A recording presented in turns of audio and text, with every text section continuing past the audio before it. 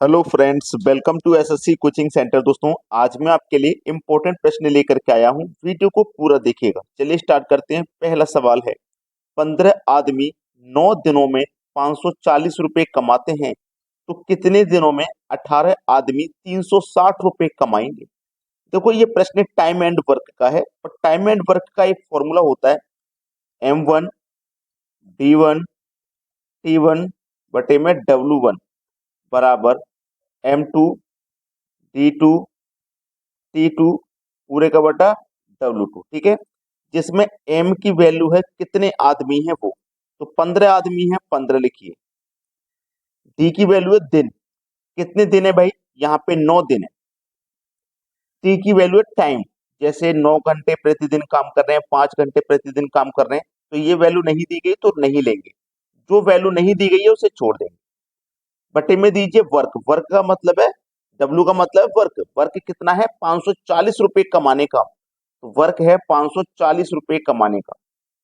बाद में कितने व्यक्ति हैं, 18। कितने दिनों में कमाएंगे, यानी कि D2 उसने पूछा है और वर्क दिया गया है 360 रुपए, कितने दिनों में कमाएंगे। ठीक है, आसानी से हो जाएगा, प्रश्न में कोई समस्या नहीं आएगी। ठीक है, देखिएगा, इसको हम कटा लेंगे। कटाएंगे, देखो बराबर में ऊपर से ऊपर संख्याएं कट जाती हैं, नीचे से नीचे कट जाती हैं, ये आपको मालूम है। तो देखो यहाँ पे हम जब इसको कटाएंगे तो जीरो से तो ये जीरो कट जाएगा। ठीक है, 9 एकम 9, 9 छिक्के 54 कट जाएगा। ठीक है, अब इसको हम कटाएंगे, 18 एकम 18, 18 दूनी 36 कट जाएगा। इस तरीके से कट गया। अब देखना, 2 से ये 6 कट जाएगा 3 बार में। ठीक है, और 3 से ये 15 कट जाएगा 5 बार में। तो इधर क्या बचा आपका 5, सब कुछ कटने के बाद, और इधर बचा D2। तो D2 की वैल्यू कितनी आ गई, 5 दिन। 5 दिन दिया गया है डी ऑप्शन में, ये आपके सवाल का हो जाएगा सही जवाब। अब देखेंगे अगला सवाल। अगला सवाल है, सलीम की आयु 10 वर्ष है, उनके दादा की आयु 62 वर्ष है। कितने वर्ष के बाद उनके दादा की आयु सलीम की आयु से 5 गुना होगी। देखो, ये है सलीम और ये है सलीम के दादा, यानी कि ग्रैंड फादर। ठीक है, सलीम की आयु 10 वर्ष है, उनके दादा की आयु कितनी है, 62 वर्ष। अब बोला है कितने वर्ष के बाद में, कितने वर्ष के बाद में दादा की जो आयु है सलीम की आयु से 5 गुना होगी, कितने वर्ष के बाद में। देखना, मैं अभी आपको समझाता हूं। ये प्रश्न ऑप्शन से हो जाता है। जैसे मान लो 6 वर्ष के बाद में हो जाएगी। 6 वर्ष के बाद में पहला ऑप्शन ले लेते हैं, तो इसमें भी 6 जोड़ दो 16, इसमें 6 जोड़ दो 68। तो 16 का 68 5 गुना तो होता नहीं है, तो ये ऑप्शन नहीं होगा। 5 जोड़ दो 15, इसमें 5 जोड़ दो, ये भी 5 गुना नहीं होगा। इसमें 4 जोड़ दो 10, में 4 जोड़ दो 14, इसमें भी 4 जोड़ दो तो 66। तो 14 पंजे 70 होता है, 5 गुना करेंगे 14 का तो 70, लेकिन ये भी नहीं होगा। 3 जोड़ दो 10, में 3 जोड़ दो 13, 62 में 3 जोड़ दो 65, तो 13 का 5 गुना 65 होता है। बिल्कुल ठीक, समझ में आ गया। इसमें भी 3 जोड़ दो तो कितना हो जाएगा 13, इसमें भी 3 जोड़ दो कितना हो जाएगा 65। अब बोला ना 5 गुना होगी, तो 13 से 5 गुना होता है कि नहीं होता, 13 पंजे 65, यानी कि 13 का 5 गुना 65 होता है। बिल्कुल सही है, तो 3 वर्ष के बाद होगी 5 गुनी। प्रश्न समझ में आ गया है। अब देखते हैं अगला सवाल। अगला प्रश्न है, एक आयताकार मैदान 90 मीटर इंटू 70 मीटर का है, तो एक आयताकार मैदान हम यहाँ बनाएंगे। इस तरीके से आयताकार मैदान इस तरीके से होता है। ठीक है, इस तरीके से ये 90 मीटर इंटू 70 मीटर का है, तो जो बड़ी वाली दिशा है वो 90 की होगी, जो छोटी वाली है वो 70 की होगी। अब देखो, ये 90 है तो ये भी 90 होगी, और ये 70 है तो ये भी 70 होगी। ठीक है, 90 मीटर इंटू 70 मीटर का है।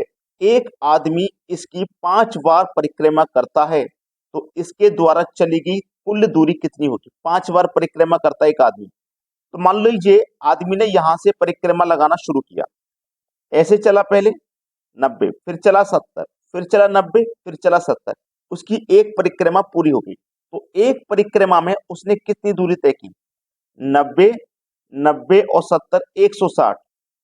ठीक है, फिर 90 और 70 160, यानी कि एक परिक्रमा में उसने 320 की दूरी तय की, एक परिक्रमा में। लेकिन उसने कितनी परिक्रमा लगाई है, 5, तो 5 से गुना कर दीजिए इसका।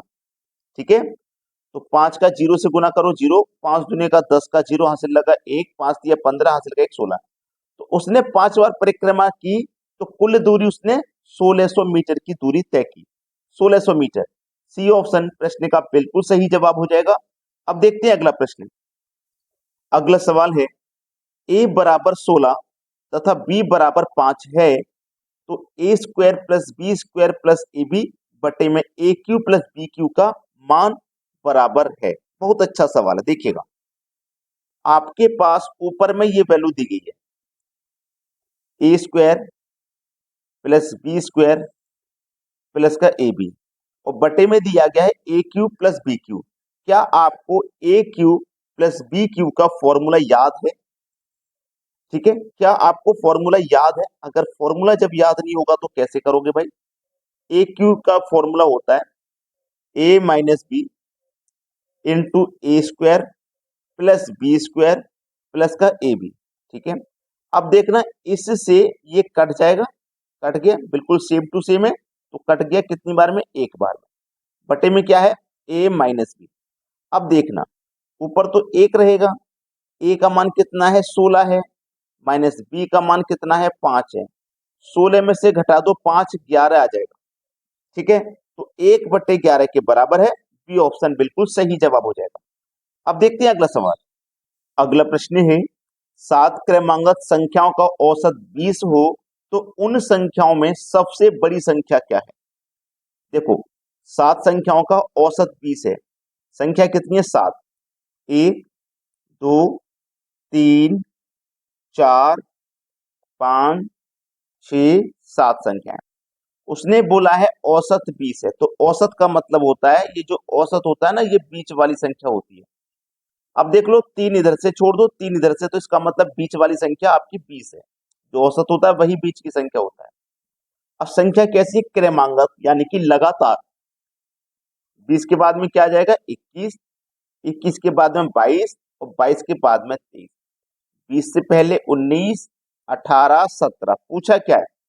सबसे बड़ी संख्या क्या है? तो भैया सबसे बड़ी संख्या तो इसमें 23 है, यानी कि बी ऑप्शन हो जाएगा आपके सवाल का सही जवाब। अब देखेंगे अगला प्रश्न। अगला प्रश्न है, यदि किसी वस्तु को 425 रुपए में बेचने पर उतना ही लाभ होता है जितने उसे 355 रुपए में बेचने पर हानि होती है, तो उस वस्तु का क्रय मूल्य क्या है? देखो प्रश्न बहुत अच्छा है और ये हर बार एग्जाम में आता है। जब हम 425 रुपए में बेचते हैं तो हमें कुछ फायदा होता है, अगर हम उसी को 355 में रुपए पे, तो जितना फायदा हुआ उतना ही नुकसान होगा। इसको करने का सबसे सरल तरीका है, दोनों वैल्यूज को जोड़ के 2 से डिवाइड कर दो, यानी कि 425 प्लस 355, दोनों को जोड़ के ना 2 से डिवाइड कर दो। दोनों को जोड़ेंगे तो ये हो जाएगा 780। ठीक है, और 2 से कर देंगे डिवाइड, ये कितनी बार में हो जाएगा? 2 3 6, एक बचेगा 18, 2 नीम 18 और 1 के 0, यानी कि 390 रुपए। ये इस प्रश्न का ना बिल्कुल सही जवाब है, 390 रुपए। देखियो कैसे, 390 रुपए। ठीक है, 390 रुपए मैंने लिख लिया। अब 390 की चीज को हम कितने बेच रहे हैं भाई? 390 की चीज को हम बेच रहे हैं 355, 355 में, और 90 की ही चीज को हम कितने बेच रहे हैं? 425। ठीक है, 390 से हम 355 में बेच रहे हैं, तो कितने का नुकसान?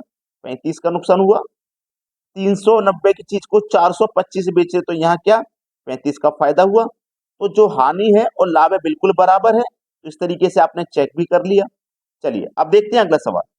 अगला प्रश्न है, एक राशि साधारण ब्याज की दर से 3 वर्ष में 815 रुपए होती है और 4 वर्ष में 854 रुपए होती है, वह राशि क्या है? देखो 3 वर्ष में राशि कितनी हो रही है? 815 रुपए, और 4 वर्ष में कितनी हो रही है? 854 रुपए। ठीक है, तो 3 वर्ष में हुई थी आपकी 854, 4 वर्ष में हो गई 854। अब 3 वर्ष से 4 वर्ष होने में कितना बढ़ा? 1 वर्ष बढ़ गया, और 1 वर्ष में राशि कितनी बढ़ गई भाई? 39 रुपए बढ़ गई, यानी कि 1 रुपए का ब्याज 39 रुपए है। 1 वर्ष का ब्याज 39 है, 1 वर्ष का। तो हमारी जो राशि 3 वर्ष में 815 हुई है, इसमें 3 वर्ष का ब्याज शामिल है। 1 वर्ष का ब्याज 39 है, तो 3 वर्ष का कितना होगा? 3 से गुना कर दो। ठीक है, 3 वर्ष का निकल के आ जाएगा। 3 निम 27 का 7 हासिल लगे 2, 3 तिया 9 और 2 11, मतलब 3 वर्ष का ब्याज 117 रुपए इसमें शामिल है। तो हम क्या करेंगे, 815 में से जो ब्याज है 117 उसे घटा देंगे तो हमें मूलधन पता लग जाएगा क्या था। तो इधर से कैरी ले लिया 15, 15 में से 7 गया तो बचेगा 8, 80, 11 गया बचेगा 69, 698 देखो किस ऑप्शन में, 698 मिलेगा डी ऑप्शन में। ये प्रश्न का हो जाएगा बिल्कुल सही जवाब। अब देखेंगे अगला प्रश्न। अगला प्रश्न है 30 दिन वाले महीने का अंतिम दिन सोमवार है, तो उसी महीने के 18वें दिन कौन सा वार होगा। बहुत अच्छा सवाल है। देखो 30 दिन वाले महीने का अंतिम दिन, तो अंतिम दिन 30वां ही होगा। कौन सा दिन है, अंतिम दिन सोमवार है, अंतिम दिन सोमवार है, यानी कि 30वां दिन सोमवार है। अब सोमवार इस 30 तारीख का है, तो 30 से पहले कब पड़ेगा, कोई भी दिन हो 7 दिन पहले आता है। 30 का सोमवार है तो 7 दिन पहले आएगा, मतलब 23 तारीख को सोमवार आएगा। 23 तारीख को आएगा कि नहीं आएगा सोमवार, 23 को सोमवार आएगा। फिर से सोमवार कब आएगा, 23 से 7 दिन पहले चले जाओ, यानी कि 16 तारीख का सोमवार आएगा। ठीक है, 16 तारीख का सोमवार आएगा। अब उसने हमसे पूछा है 18वें दिन का, यानी कि 18 तारीख का, तो 16 का सोमवार है, तो 17 का कौन सा होगा भैया, 17 का होगा मंगलवार। ठीक है, 18 का कौन सा होगा, 18 का होगा बुधवार। सवाल खत्म हो गया, बुधवार, यानी कि बी ऑप्शन आपके सवाल का हो जाएगा सही जवाब। अगर वीडियो को आपने अभी तक लाइक नहीं किया है तो सभी से मेरी रिक्वेस्ट है लाइक कर दें, और यदि शेयर नहीं किया है अभी तक वीडियो को तो शेयर भी कर दें। ठीक है दोस्तों, धन्यवाद।